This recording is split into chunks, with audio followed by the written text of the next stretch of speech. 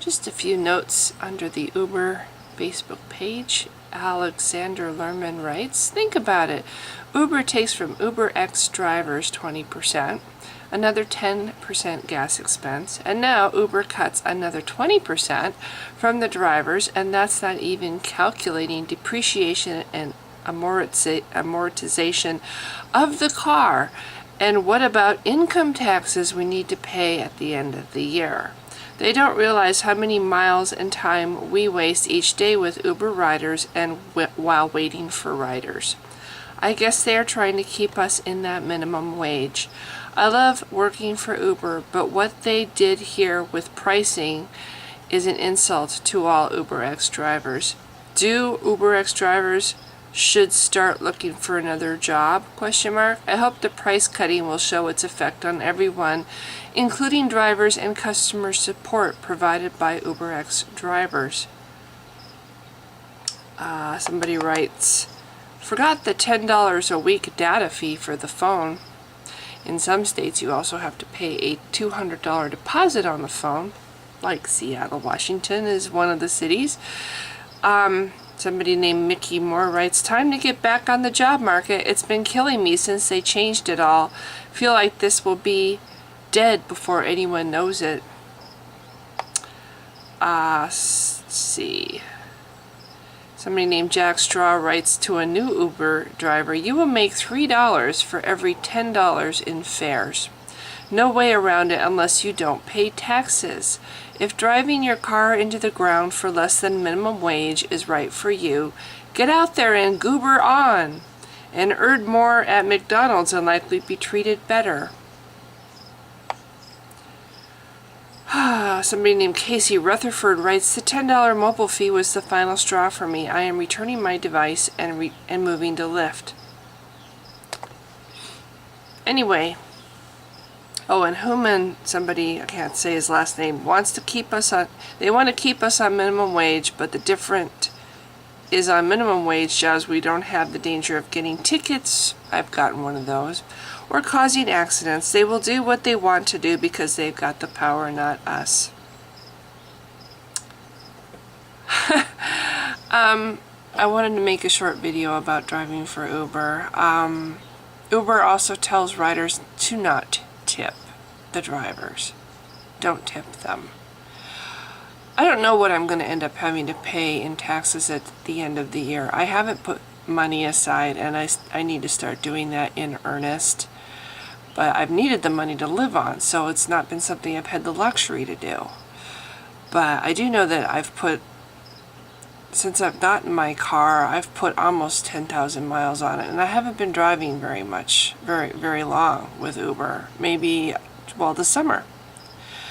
So it's it is hard on the car. It's $20 to $30 for 7 to 8 hours of driving. It's $20 to $30 worth of gas. It's and now they've lowered the rate. They've lowered the fares. Now it's $4 minimum fare to take Uber. In Seattle anyway, that's the same as a bus ticket. Getting on the bus, you know, $4 minimum. It's like riding a bus. Only somebody's driving their personal car, using up their personal car, paying for their gas, their time. I don't quite understand why Uber thinks that lowering the rate, and it's the drivers that pay. You know, it's like taking from the people who are driving and trying to not be unemployed, trying to not be living in cardboard boxes, because no, you do not make what they claim you do. And that's the other thing. If Uber drivers go on strike, they'll just get more Uber drivers because they advertise, oh, you make all this money per hour. So going on strike isn't really the answer either. I keep driving because I need the money. But at the end of the year, when I get hit by taxes, I don't know how bad that's going to hurt. I'm hoping to start saving in preparation for that. But again, that means being poor and working my ass off at the same time. So I'm making this video for people who like Uber, who enjoy Uber, Lyft too, because I don't really think it's as bad with Lyft, but it's kind of all in the same boat, you know? But I think with Lyft they do encourage that you tip. But with Uber, no, not so much. If you like Uber, if you like the idea of having a vehicle available when you want one, tip your driver. You know, just tip your driver. They're working their asses off and they really aren't getting paid very much. And drivers are going to go away. If this continues, it sounds to me from reading notes on Facebook and other places that a lot of drivers are quitting because of the cuts. I have considered it, and I might still. Or I might just start driving for Lyft and Sidecar and not drive for Uber at all. But yeah, tip your driver. If you enjoy the service and you want it to stay around, tip the driver, because guess who's getting the short end of the deal? It isn't Uber. It's not it's not the passengers, who are paying pretty much the same for a short ride as they would if they were to catch the city bus. You know, and that's the other thing. You know, you're saving how much money by not taking a cab? Tip the driver. It's a public service like any other public service. And they're working their asses off, and they're really not getting the kind of money that Uber claims they are. And a lot of the drivers, including myself, like to think that we're making money.